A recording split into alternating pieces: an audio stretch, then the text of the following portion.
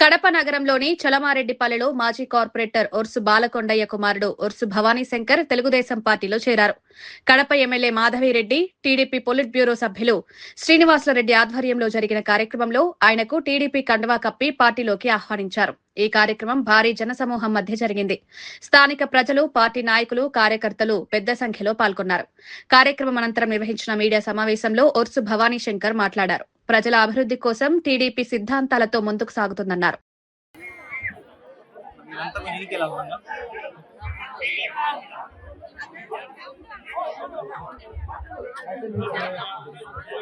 కండువాలు వేసుకున్న వాళ్ళందరూ కూడా కింద స్టేజ్ ముందు నిలబడుకుంటే, వరుసగా నిలబడుకుంటే కొంచెం ఫొటోస్ తీసుకోవడానికి మనకి బాగుంటుంది.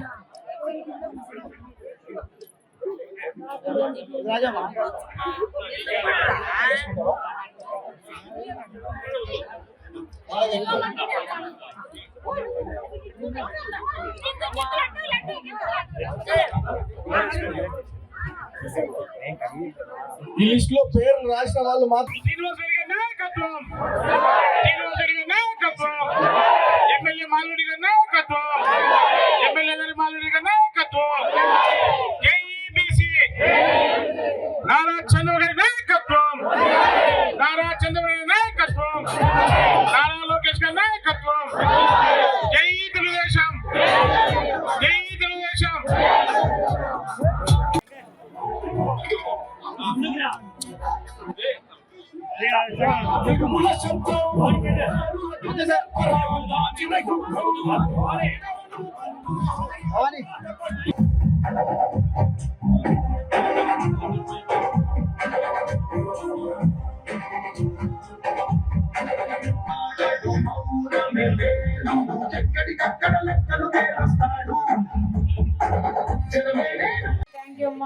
బాగున్నారు కదా అందరూ? పింఛన్లు వస్తున్నాయా? అదేవిధంగా ఇక్కడ విష్ చేసిన అక్క చెల్లెళ్ళు, అన్నదమ్ముళ్ళు, పెద్దలందరికీ, ముఖ్యంగా మీడియా మిత్రులందరికీ, ప్రతి ఒక్కరికి పేరు పేరున నమస్కారం తెలియపరుచుకుంటూ, ఈరోజు రెడ్డప్ప గారి శ్రీనివాసరెడ్డి గారి ఆధ్వర్యంలో, అలాగే మన ఎమ్మెల్యే రెడ్డప్ప గారి మాధవిరెడ్డి గారి ఆధ్వర్యంలో టీడీపీ పార్టీలో చేరుతున్నందుకు చాలా సంతోషకరంగా ఉంది. ఎందుకు ఈరోజు ఇక్కడికి రావాల్సింది అంటే, ప్రజలకు ఎవరికైనా తమకు ఎక్కడ గుర్తింపు ఉంటే అక్కడ అడుగుజాడలు వేస్తారు.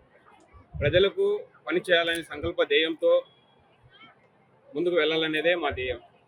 గతంలో మా నాన్నగారు మాకు ఇంట్లో కూడా సమయం కేటాయించే వరకు అయితే కాదు.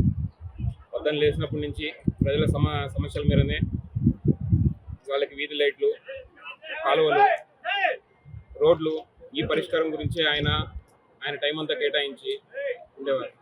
అదేవిధంగా ఆయన చూసి పెరుగుతూ, ఆయనలాగే నేను కూడా 10 మందికి సాయపడాలి, 10 మందికి మంచి చేయాలనే ఉద్దేశంతో ఈరోజు ఈ పేద సమస్యలను వాసన దగ్గరికి తీసుకెళ్లడం జరిగింది. వాళ్ళకు రోడ్లు లేవంటే రోడ్లు, నీళ్లు లేవంటే నీళ్లు, డ్రైనేజు, లైట్స్, ప్రతిదీ వాళ్ళ సమస్యలు తెలుసుకొని వాసన దగ్గరికి తీసుకెళ్లి పరిష్కారం చేయడం జరిగింది. అదేవిధంగా పింఛన్ అయితే పింఛన్ ఈరోజు చాలా మందికి అందక ఎంతో మంది ఇబ్బంది పడుతున్నారు.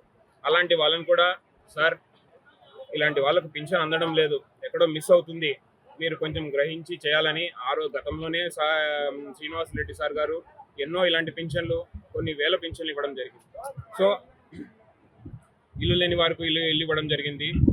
అలాగే వాళ్ళకి ఎటువంటి ఇబ్బందులు వస్తున్నాయంటే ఆ ఇబ్బందులు ఆయన దగ్గర ఉండి చేయడం జరిగింది.